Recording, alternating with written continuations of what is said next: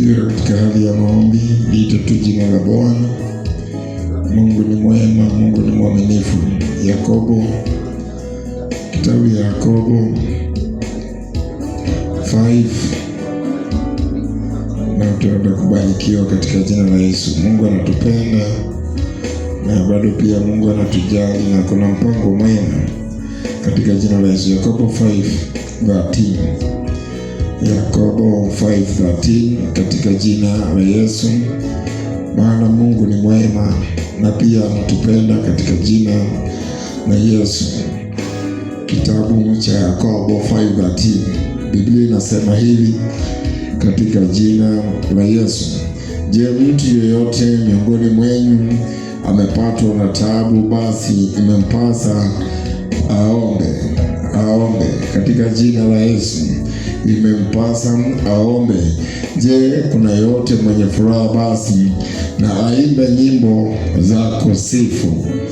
Na hapo pengine 14 inakuja inasema maneno kama haya 14 katika jina la Yesu. 5:14 Biblia inasema kwamba je, kuna yote miongoni mwenu aliye mgonjwa, basi inampasa awaite wazee wa kanisa wamwombee na kumpaka mafuta kwa jina la Bwana. Biblia inasema ya kwamba kwa mtu yeyote ambaye ako na jambo lolote ama shida yote, Biblia inasema basi na aombe. Kwa hiyo katika hii hali ya maombi ambazo dakika 15 ambazo zimebaki, inafaa tulite jina la Bwana.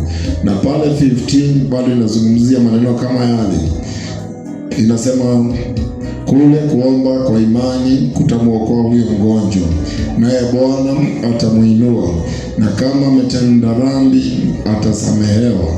16 inasema hivi, Yakobo 5:16 inasema, kwa hivyo ungameni makosa yenu ninyi kwa ninyi na kuombeana ili mpate kuponywa.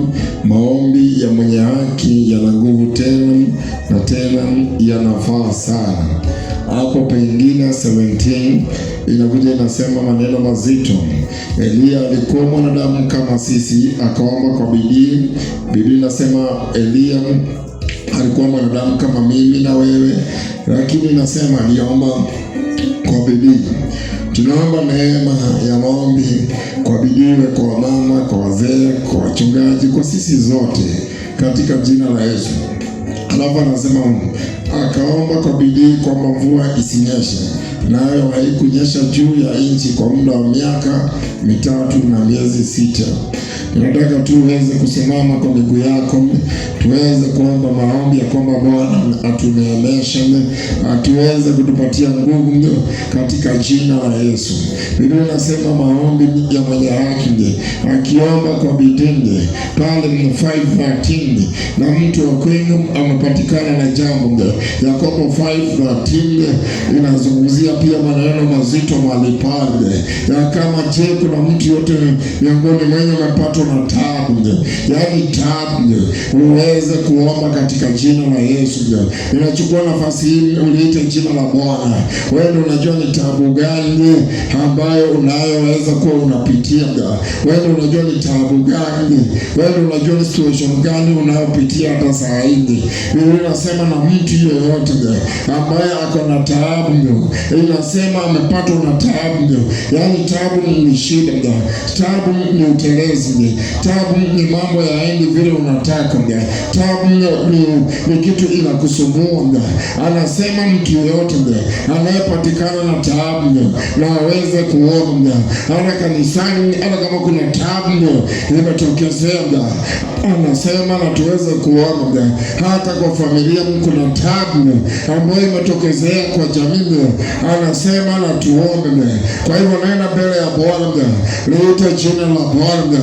Yaani taabu, hata kama ni nchi yetu ya Kenya, kuna taabu ambayo imetokezea ya viongozi hawaelewani, ya matusi kila mahali.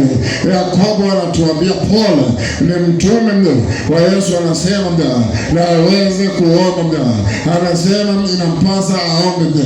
Je, kuna yote mwenye furaha, basi naimba nyimbo za kumsifu mbele ya Bwana. Alafu anaendelea kusema 14, anazungumza maneno maneno mazito mno, na yanazungumza bado maneno mazito mno. Je, kuna yote miongoni mwenu aliye mgonjwa mno? Hata kama uko mgonjwa mno, ugonjwa ya stress mno, unakuta ya kwamba ulali mno, sasa watu wengine wamelala mno, yaani wewe ni mgonjwa mno wa mawazo mno, katika jina la Yesu mno, unakuta ya kwamba ni wewe ni mgonjwa mno. Na wakati unapokuwa mgonjwa mno, inakuanga ni hatari mno. Wengine ni wagonjwa kwa mazungumzo, wengine ni wagonjwa kwa kuongea mno, yaani unakuta yule mtu na vile anaongea mno, hata kuhusu kanisa mno, unakuta yule mtu ni mgonjwa mno, yaani ni mgonjwa mno. Vile yule mzee anaongea mno kuhusu jamii yake mwenyewe, ukimwangalia unaona huyu mno hakika ni mgonjwa mno. Ugonjwa mno ni nyingi mno, katika jina la Yesu mno. Anasema aliye mgonjwa basi mno na waite wazee mno wa kanisa wamwombee mno, katika jina la Yesu mno. Liite jina la Bwana mno, katika jina la Yesu. Liite jina la Bwana katika jina la Yesu. Jina liko na nguvu mno, katika jina la Yesu. Ni jina ambalo liko na uwezo mno.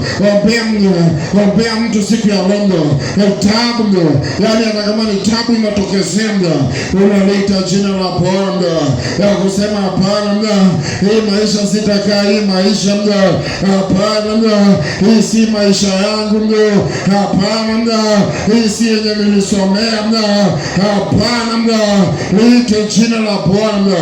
Biblia inasema tukiliita jina la Bwana, Bwana atashuka mno, atatusaidia mno. Pale 15 anaendelea kuzungumza mno, bado maneno mazito mno. Anasema kule kuomba mno, kwa imani kutamwokoa huyo mgonjwa mno. Omba hiyo kwa imani mno, hiyo kwa imani mno. Hivyo unaingia kwa maombi kwa imani mno. Wengine wametoka kazi mno, wengine wanafanya kazi mzito mno, lakini umeona uweze kukuja mno. Paulo anatuambia mno kule kuomba mno, kwa Yakobo 5:15 mno, kule kuomba kwa imani mno kutamwokoa huyo mgonjwa mno. Tunaomba katika jina la Yesu mno, Bwana okoe huyo mgonjwa mno, katika jina la Yesu mno. Tunaomba neema yako Bwana. Anaendelea kusema mno, naye atamuinua mno, kama ametenda dhambi atasamehewa. Liite jina la Bwana.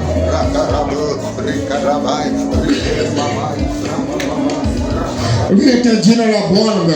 Anasema kwa kuomba, hata kama ametenda dhambi, Bwana atamuinua tena, Bwana atamuinua tena katika jina la Yesu. Bwana atamuinua. Tunatangaza leo Bwana ainue mama mahali. Tunatangaza leo mtu ainuliwe ambaye alikuwa chini, maana kule kuomba kwa imani kutamuokoa huyo mgonjwa. Tunaomba Bwana neema yako, tunaomba Bwana ukuu wako Bwana. Tunaombea kanisa Bwana, mahali kuna kaa ugonjwa. Tunaomba Bwana neema yako, tunaomba Bwana utuponye katika jina la Yesu. Hata wale washiriki ni wagonjwa, tunawaombea Bwana, utaenda kuwaponya, utaenda kuwainua.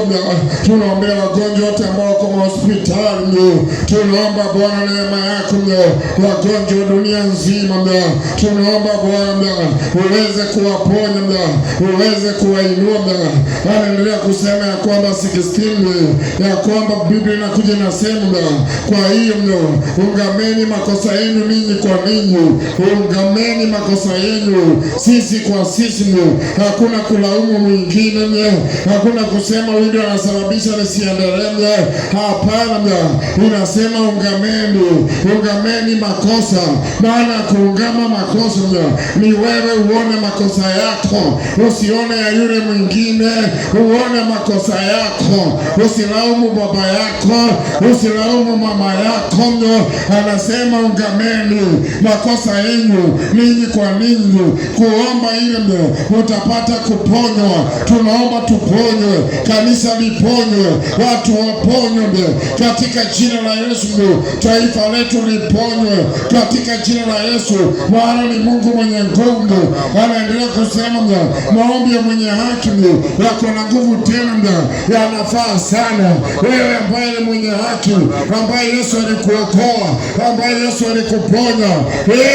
Biblia inasema ya kwamba maombi hiyo ya mwenye haki inafanya katika jina la Yesu.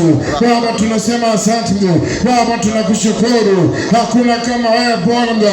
Tunaomba neema yako katika jina la Yesu.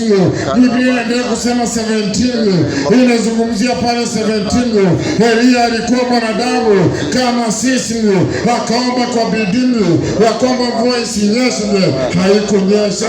Umepewa mamlaka. Rabazeka ya rabababa rakarabozeka ya rabu rikaramazeka ya rabu rikarabozeke mama. In the name of Jesus, rikarabozeka ya raba rikaramazeka ya rabu rikarabozeka ya rababa. In the name of Jesus, rikarabazeka ya rababa rikaramazeka ya rabu rikarabozekeriaba rikaramazeka ya rabu rikeribababa rakamama. My Jesus, rikarabozekeriba rikayaramazeka ya rabu rimamama rakarabozekeriba. In the name of Biblia inasema umepewa mamlaka.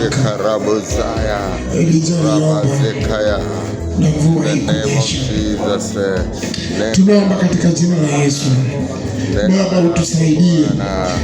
Baba, tusaidie maneno ambayo tulijifunga na midomo yetu. Tunaomba Baba ukatufungua katika jina la Yesu. Biblia inasema Elijah alisimamisha mvua, lakini baadaye akaifungua. Nilikuwa ninasoma hili neno na nikasikia kulia vile watu ambao wanajifunga na maneno yao na kuongea peke yake. Kuongea peke yake inakufunga. Unasahau kujifungua wewe mwenyewe kwa maneno yenye ulisema. Biblia inasema lakini Elijah alisema mvua isinyeshe, lakini baadaye akasema mvua inyeshe. Unakuta mtu anajifunga na maneno yake mwenyewe vile anaongea.